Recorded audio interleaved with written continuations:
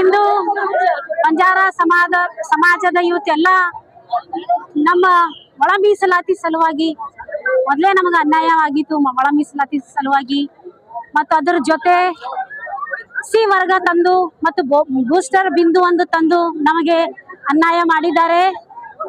ಪ್ರಥಮವಾಗಿ ನಾ ಹೇಳ್ಬೇಕಂತಂದ್ರೆ ನಮ್ಮ ನ್ಯಾಯಾಧೀಶರಾಗಿರುವಂತಹ ನಮ್ಮ ಸುಭಾಷ್ ಚಂದ್ರ ಅವರು ಸತತವಾಗಿ ಅವರ ಜೊತೆ ನಮ್ಮ ಎಲ್ಲಾ ಬಂಜಾರ ಸಂಘದವರು 3 ವರ್ಷದಿಂದ ಹೋರಾಟ ಮಾಡ್ತಾ ಇದ್ದೀವಿ. ಇವತ್ತು ನಮ್ಮನ್ನು ಕೇಂದ್ರ ಬಿಂದು ಬೂಸ್ಟ್ ಬಿಂದು ಅಂತ ಕೇಸಿ ತಂದು ನಮಗೆ ಬಹಳಷ್ಟು ಅನ್ಯಾಯವಾಗಿದೆ. ಯಾಕಂತಂದ್ರೆ ನಮ್ಮ ಇವತ್ತು ವಿದ್ಯಾಭ್ಯಾಸ ಸಲುವಾಗಿ ಉದ್ಯೋಗ ಆಗಲಿ, ಇವತ್ತು ಕೇಂದ್ರ ವಿಶ್ವವಿದ್ಯಾಲಯದಲ್ಲಿ ನಮಗೆ ಇವತ್ತು ಅಲ್ಲಿ ನಮ್ಗೆ ಸೀಟ್ ಸಿಗ್ತಾ ಇಲ್ಲ. ಯಾಕಂತಂದ್ರೆ ನಾವು ಗೂಳೆ ಹೋಗ್ತುವಂತ ನಾವು ವ್ಯಕ್ತಿಗಳಲ್ಲ.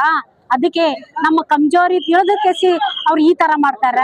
ನಾವು ಯಾವಾಗ್ಲೂ ಈ ಅನ್ಯಾಯ ಆಗೋಕ್ ನಾವು ಕೊಡಲ್ಲ.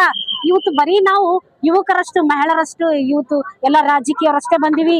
ಬರೋ ದಿನಗಳಲ್ಲಿ ನಾವು ಪ್ರತಿಯೊಂದು ಕುಟುಂಬ ಸಮೇತ ನಾವು ಮತ್ತೆ ಬರೋ ದಿನಗಳಲ್ಲಿ ಈ ಒಂದು ಒಳ ಮೀಸಲಾತಿ ನಾವು ಧಿಕ್ಕಾರವನ್ನು ಹೇಳುತ್ತಾ, ಯಾಕಂತಂದ್ರೆ ಇವತ್ತು ನಮ್ಮ ಮಹಿಳೆಯರು ಸುಮಾರು ಇವತ್ತು ಈ ಮೀಸಲಾತಿ ಪರವಾಗಿ ಇವತ್ತು ಹೋರಾಟ ಮಾಡ್ತಾ ಇದ್ದಾರೆ. ಯಾಕಂತಂದ್ರೆ ಇವತ್ತು ಈ ನಮ್ಮ ಒಂದು ನೂತನವಾಗಿ ಸಚಿವರು ಆಯ್ಕೆ ಆಗಿದ್ದಾರೆ. ಅವರಿಗೂ ನಾನು ಈ ಒಂದು ಮಾಧ್ಯಮದ ಮೂಲಕ ನಿಮಗೆ ಧನ್ಯವಾದಗಳನ್ನು ಸಲ್ಲಿಸುತ್ತಾ, ಈ ಸಚಿವರಿಗೆ ಪ್ರತಿ ಒಂದು ತಾಲೂಕಿನಲ್ಲಿ 50-60 ತಾಂಡಗಳು ಇವೆ.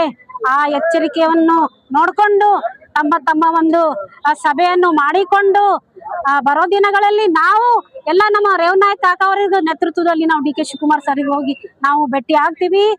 ಮತ್ತು ನಮ್ಮ ಈ ನೂತನವಾಗಿ ಸಚಿವರಿಗೆ ನಾವು ಹೇಳದಷ್ಟೇ, ಎಲ್ಲ ತಾಂಡಗಳಲ್ಲಿ ನಮ್ಮ 50-60 ತಾಂಡಗಳಿವೆ. ಅವರನ್ನು ಎಲ್ಲಾರನ್ನೂ ಕಡೆಗಣಿಸಬಾರದು, ಅವರಿಗೆ ನ್ಯಾಯವತ್ತು ಒದಗಿಸಬೇಕು ಎಂದು ಈ ಮಾಧ್ಯಮವರಿಗೆ ನಾನು ಧನ್ಯವಾದಗಳಿಸುತ್ತೇನೆ. ಜೈ ಹಿಂದ್, ಜೈ ಸೇವಾಲಾಲ್, ಜೈ ಡಾಕ್ಟರ್ ಬಾಬಾ ಸಾಹೇಬ್ ಅಂಬೇಡ್ಕರ್. ಲತಾ ರಾಠೋಡ್, ಮಹಾನಗರ ಪಾಲಿಕೆ.